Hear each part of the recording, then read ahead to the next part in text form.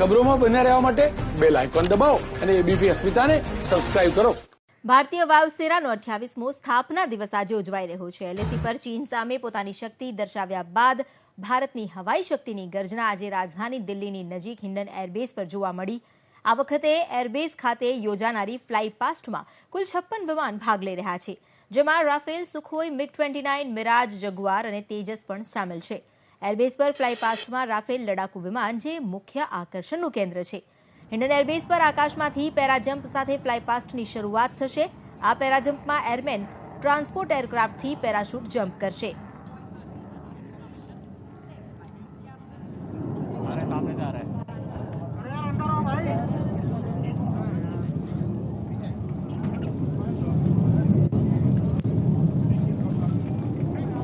તો ભારતીય વાયુસેનાનો આજે 28મો સ્થાપના દિવસ છે અને આ સ્થાપના દિવસની ઉજવણી જે અત્યારે કરવામાં આવી રહી છે। દેશ આખો એ જોઈ રહ્યો છે કે ભારતીય વાયુસેના પાસે કેટલી વાયુ શક્તિ છે।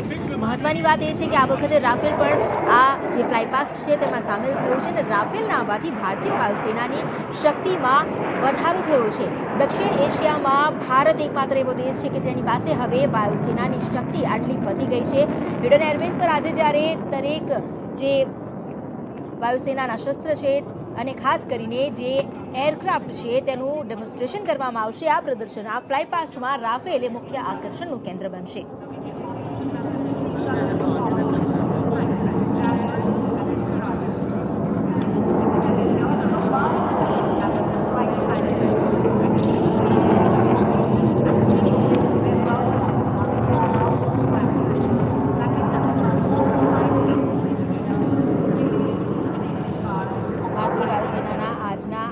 પ્રદર્શનને લઈને તમામ લોકોમાં પણ ગર્વની લાગણી થઈ રહી છે, કારણ કે વાયુસેનાનો જ્યારે 88મો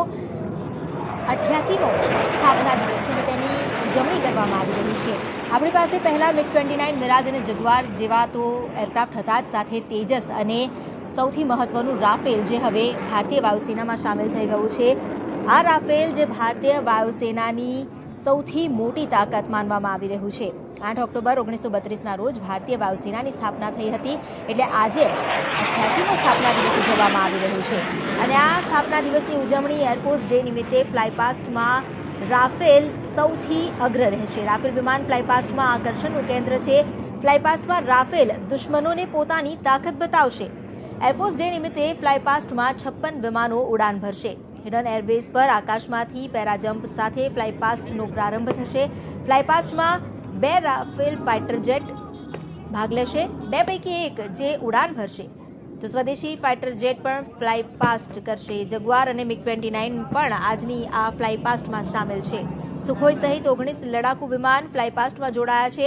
ચિનુક સહિતના 19 હેલિકોપ્ટર પણ ફ્લાય પાસ્ટમાં સામેલ છે અને 7 ટ્રાન્સપોર્ટ વિમાન, 9 સૂર્યકિરણ વિમાન પણ આજની આ ફ્લાય પાસ્ટમાં લોકોને મંત્રમુગ્ધ કરશે। જૂના વિમાન વાગોડા અને ટાઈગર ફ્લાય પાસ્ટમાં જોડાશે। 88મો જે સ્થાપના દિવસ ઉજવવામાં આવી રહ્યો છે તેમાં ભારતીય વાયુસેનાની શક્તિનો પરિચય આપવામાં આવશે। એક તરફ જ્યાં ચીન સાથે ભારતનો જે સરહદીય તણાવ અત્યારે વધ્યો છે તેને લઈને પહેલા જ ભારતે રાફેલ ત્યાં તૈનાત કરીને પોતાની શક્તિનું સંકેત આપી દીધો છે અને હવે આજે જ્યારે ફ્લાય પાસ્ટમાં રાફેલ પોતાની શક્તિ બતાવશે તો એક સંદેશ એ તમામ પાડોશી દેશોને જશે કે જેઓ ભારતની શાંતિને દોહડવાનો પ્રયાસ કરે છે, સરહદ પર ચંચુપાત કરવાનો પ્રયાસ કરે છે। આજના દિવસે ભારતીય વાયુસેનાની શક્તિ એ શૌર્ય બનીને દરેક ભારતીયના મનમાં ગીત ગાશે।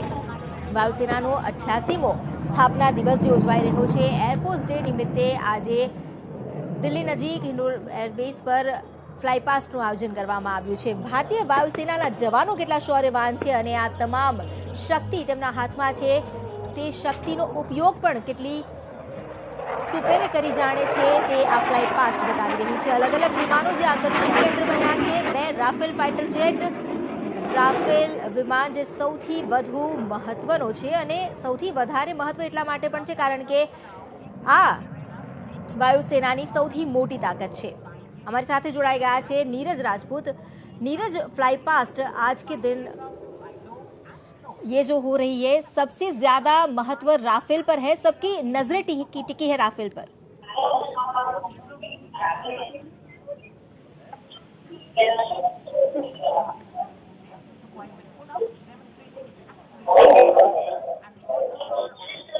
नीरज, आपको आवाज सुनाई दे रही है?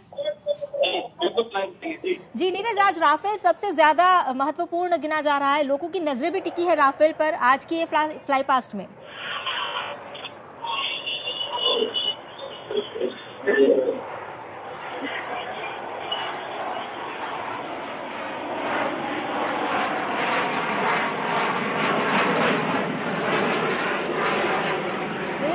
नीरज ધન્યવાદ। જો કે અત્યારે ફ્લાય પાસ્ટને કારણે અવાજ નથી આવી રહ્યો, પરંતુ આ જે આકાશમાં વાયુસેનાની શક્તિની ગુંજ છે એ તમામ દર્શકો સુધી પહોંચી રહી છે। ઇન્ડિયન એરબેઝ પર વિશ્વ આજે ભારતીય વાયુસેનાની તાકાત જોઈ રહ્યું છે। Rafale, Sukhoi, MiG-29, Miraj, jaguar અને તેજસ પણ સામેલ છે। આ ઉપરાંત સૂર્યકિરણ પણ આજની આ ફ્લાય પાસ્ટમાં સામેલ છે। તો સાથે ટ્રાન્સપોર્ટ વિમાન પણ સામેલ છે। ચિનૂક સહિતના 19 હેલિકોપ્ટર્સ પણ આ ફ્લાય પાસ્ટમાં સામેલ છે। મહત્વની વાત એ છે કે ભારતીય વાયુસેના કેટલી સક્ષમ છે તેનો પરચો આજે આ ફ્લાય પાસ્ટમાં દરેક ભારતીય નાગરિકને મળશે। એક તરફ જ્યાં આપણી પાસે ફાઇટર જેટ છે, તો બીજી તરફ ટ્રાન્સપોર્ટ વિમાન પણ છે, હેલિકોપ્ટર્સ પણ છે, અને આ વાયુસેનાના જે તમામ વિમાન અને એરક્રાફ્ટ છે એ વાતની સાબિતી આપે છે કે સરહદ પર લડી રહેલા આર્મીના જવાનોને પણ જ્યારે પણ બેકઅપની જરૂર પડે, જ્યારે પણ પીઠબળની જરૂર પડે, આ વિમાનથી તેમને તુરંત મદદ પહોંચી જાય છે। ટ્રાન્સપોર્ટ વિમાન, સૂર્યકિરણ વિમાન, ચિનૂક સહિતના હેલિકોપ્ટર્સ જે આ તમામ કાર્ય માટે સક્ષમ છે। તો અત્યાર સુધીના જે ફાઇટર જેટ રહ્યા છે, જગુઆર, MiG-29 અને હવે તો રાફેલ પણ, તેજસ પણ, આ તમામ ફાઇટર જેટ પણ ભારતીય વાયુસેનાની શક્તિનો પરચો આપે છે। આજે એ ગૌરવ અનુભવવાનો દિવસ છે, કારણ કે આજનો 88મો આ સ્થાપના દિવસ અને રાફેલ સાથે fly past. Ladies and gentlemen, keep looking straight ahead, 12 o'clock for the Tejas. The Tejas ahead, 12 o'clock is positioning for a loop straight ahead. Here she pulls up into the loop, showing off a beautiful curve at center platform.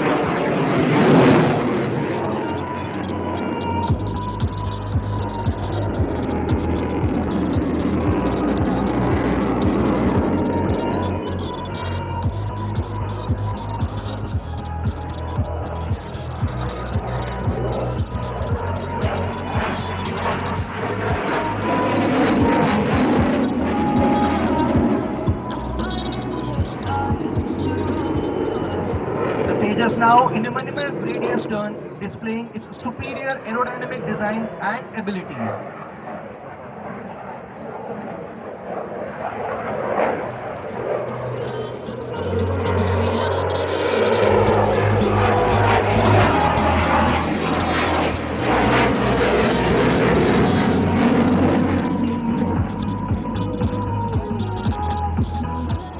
As the Tejas is exiting on 030, shift your gaze to the right. Flying in once again the Rafale for our next maneuver, the inverted flight. And here she inverts. The pilot literally hanging onto their seat straps. If you look closer, you can probably see the shining helmet as well.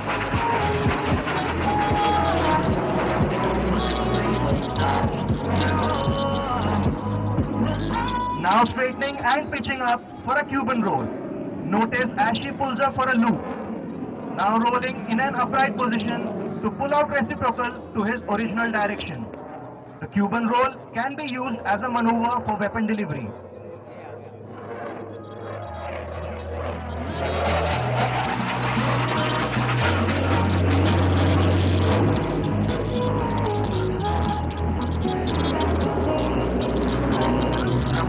Now in the high knee barrel roll, maneuver executed to stay inside an adversary's turn.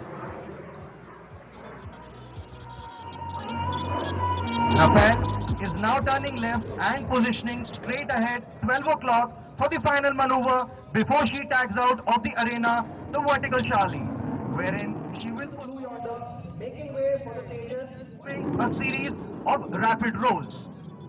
Do attempt to count the number of rolls before she disappears into the blue yonder, making way for the Tejas once again.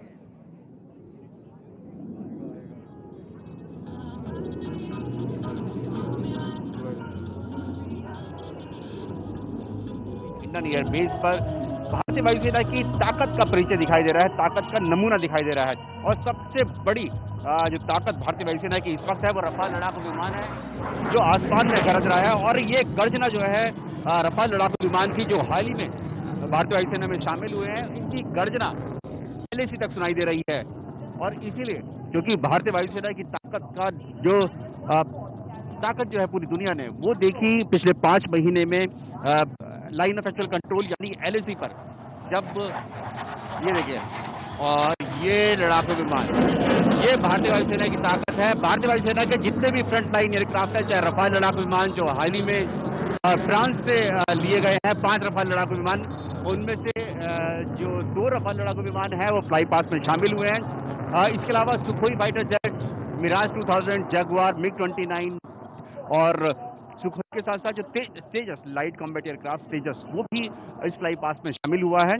और खुद वायुसेना प्रमुख RKS Bhadauria ने इस मौके पर कहा कि जिस तरह से भारतीय वायुसेना ने मोबिलाइजेशन किया पिछले 5 महीने में चीन के खिलाफ लाइन ऑफ एक्चुअल कंट्रोल यानी LAC पर, जब चीन की तरफ से घुसपैठ करने की कोशिश की गई, उसने दिखा दिया भारतीय वायुसेना की ताकत को।